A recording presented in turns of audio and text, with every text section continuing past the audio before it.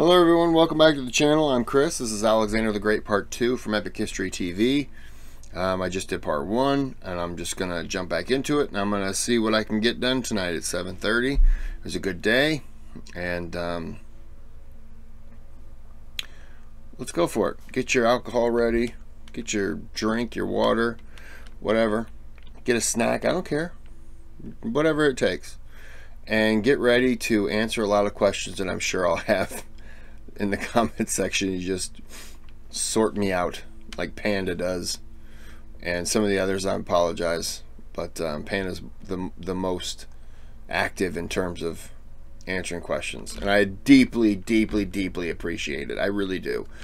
I'm not throwing things out just to get a conversation started. I really am curious, and so all the comments that answer questions, the interactions, I do like it. And I appreciate you coming back to watch the videos again. So I almost ended the video because I was rubbing my finger around the button F12 to end the video, and then I realized what I was doing. I was gonna say let's start the video and then just end the video. What an idiot I am. Okay, so now we're gonna start the video. Spacebar. Alexander the Great Part 2.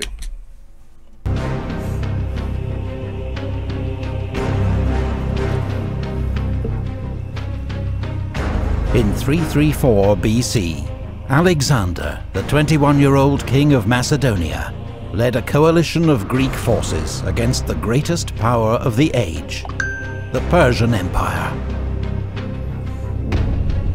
He led an army of skilled veterans, at its heart men of the Macedonian phalanx, armed with the 18-foot sarissa pike, and the elite horsemen of his companion cavalry. Together, at the Battle of the River Granicus, they'd won a first decisive victory over the Persian army. Now, as Alexander approached Sardis, capital of the Persian province of Lydia, its commander surrendered without a fight. But before Alexander could advance further, he needed to neutralize Persian naval power. Persia had a powerful fleet with major naval bases around the eastern Mediterranean that could potentially cut his lines of communication back to Greece. Rather than challenge the Persians at sea, Alexander decided to attack its nearest bases. Did he not have the naval power that the Persians did? So it was just, let's just focus on land. Was he more of a land fighter than a naval fighter? I'm going to say yes. Maybe a stupid question, I apologize, but that just seems like something that, since he took part in the battles, actually, you know, attacking with the sword on horseback, I'm going to say that was probably more comfortable. The Greek coastal cities of Miletus and Halicarnassus both put up determined resistance, but were taken by winter.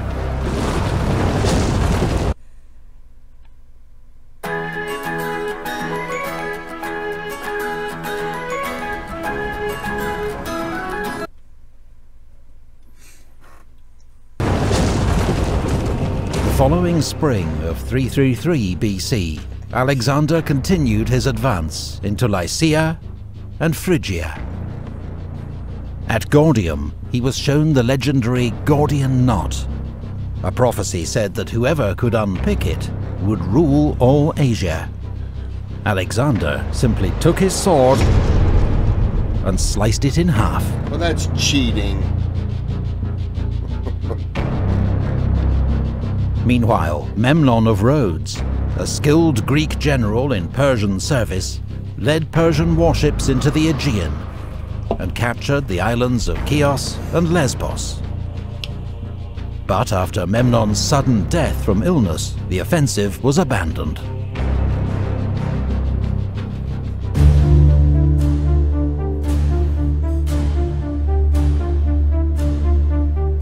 "18 months had passed since Alexander's army crossed the Hellespont and invaded the Persian Empire. Now Alexander led his men into Cilicia, and was soon poised to cross the Nur Mountains into Syria. But then, the main Persian army, led by King Darius III himself, emerged behind the Greek army to the north. Darius was determined to trap and destroy Alexander's army, which he outnumbered almost 2 to 1. So he blocked Alexander's only escape route by moving his army to the coastal plain near Issus, just 6 miles wide, from mountains to sea.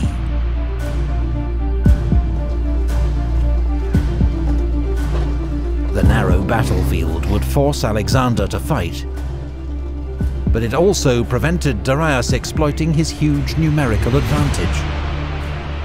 His army, by some estimates, was up to 100,000 strong, and contained some of the finest soldiers in his vast empire, including 10,000 of his own household troops, known as the Immortals. His best cavalry were massed on his right towards the sea, where the ground was better for horses.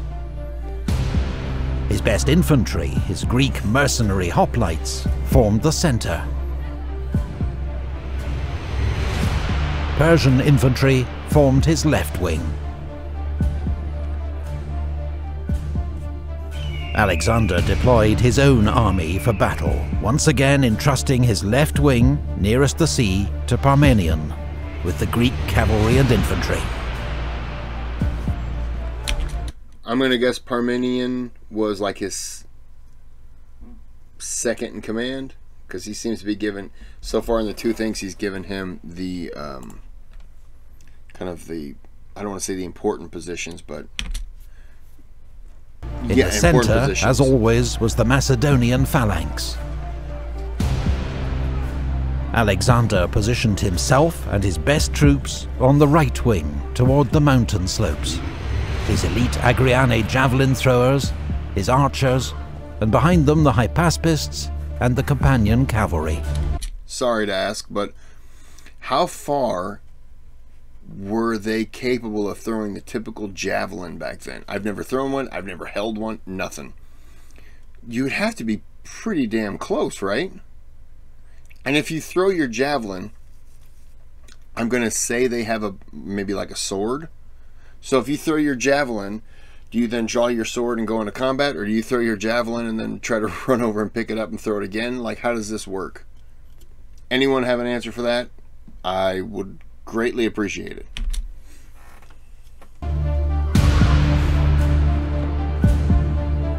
When Alexander saw the strength of the Persian cavalry facing Parmenion on the left, he moved across his Thessalian cavalry to reinforce him.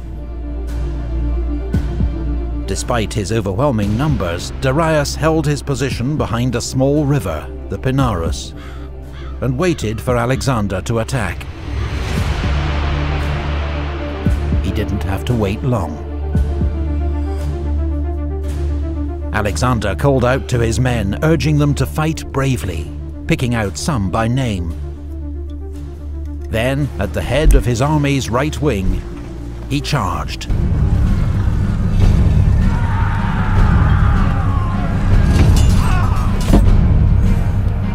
Once again, the speed and shock of the Macedonian advance sent the enemy reeling back. But in the center of the battlefield, the Macedonian phalanx was in trouble. In its effort to keep up with Alexander, its formation had become disordered. Now, in fierce fighting with Darius's Greek mercenaries, the phalanx was slowly being driven back.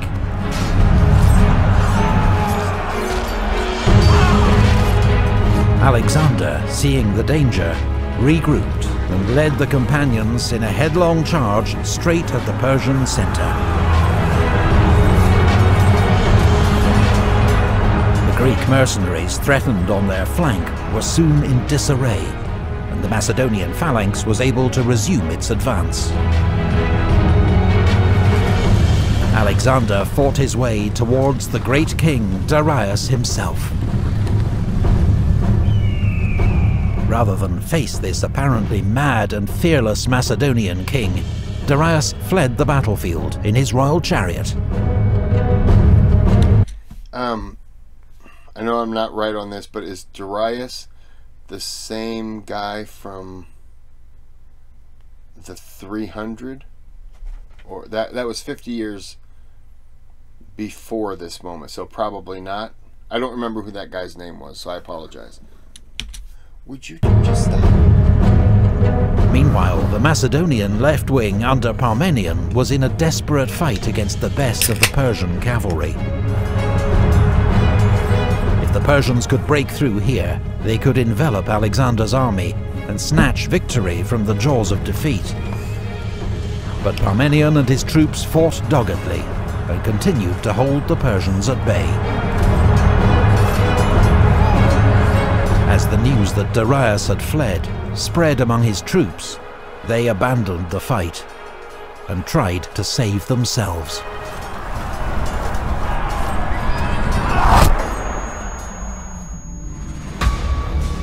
The battle turned into a massacre. Ptolemy, one of the Macedonian commanders, told Alexander there were so many Persian dead, his men had used them to fill a deep ravine, so they could cross over it. Damn.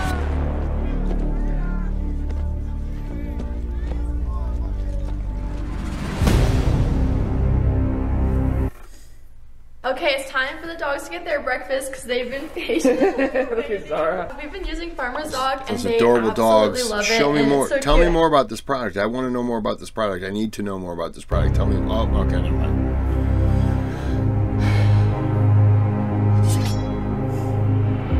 The Battle of Issus was a stunning victory for Alexander. And amongst the spoils of victory were Darius's wife, mother, and 3 children, all taken alive and well treated by Alexander. That's nice.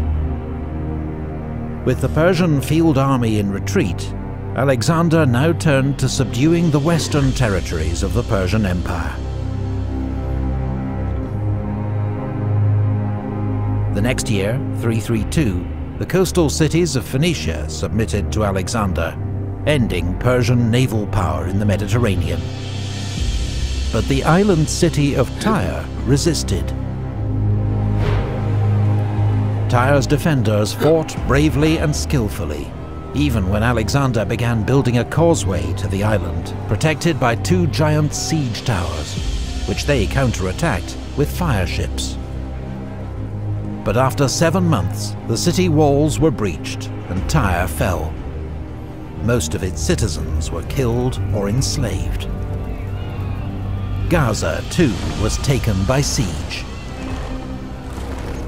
Alexander continued to Pelusium on the Nile Delta, where the Persian governor of Egypt surrendered the entire province to Alexander, along with the royal treasury.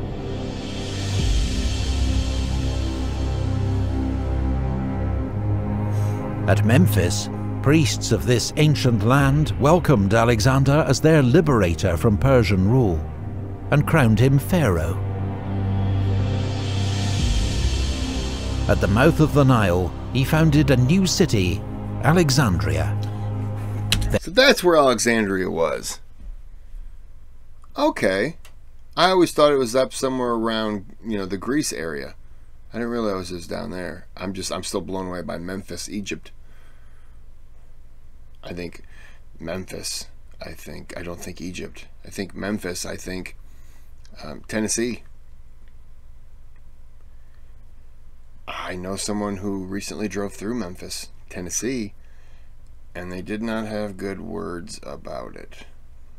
Didn't seem like it was a very good place in terms of a lot of closed buildings, business hurting, Then travelled to the desert oracle of Siwa, where according to some accounts the priests welcomed him as son of Amun, king of the gods. Okay. Alexander returned east to Tyre, where in 331 BC he received news of trouble back home. Despite his great victories over the Persians, many Greeks regarded Alexander as a tyrant. King Agis of Sparta, with Persian support, now launched a revolt against Macedonia. Huh.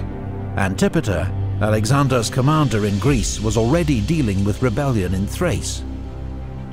But he quickly marched south and met Agis in battle near the city of Megalopolis. Even the legendary Spartans were now no match for Macedonian military power.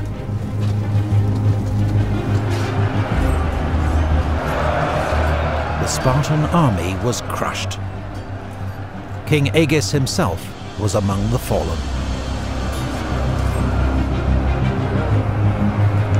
He fought and died with his people, so...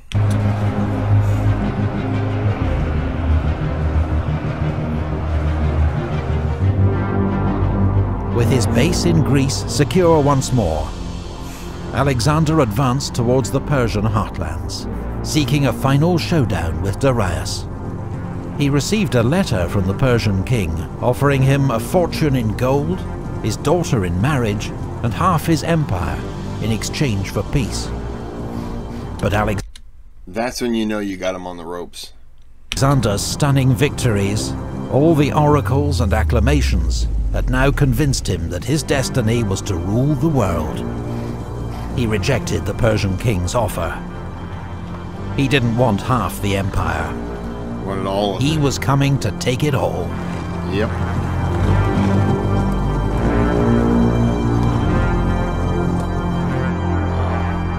Research and art.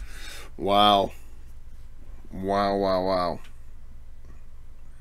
See why they call him Alexander the Great? Alexander, obviously, because, you know, that's his name. But the great part, he really did. That man was all about kicking ass. Very interesting. I'm going to hurry up and end this here, so I think I'm going to finish out the Alexander the Great series tonight, and then go to bed. I knocked out quite a few. Done a couple Napoleon Marshals, and then done a couple of these. So it's a good night. Drinking a lot of beer. Probably shouldn't, but I am. So I'm gonna end this here. Like and subscribe, and have a good day. Have a good night.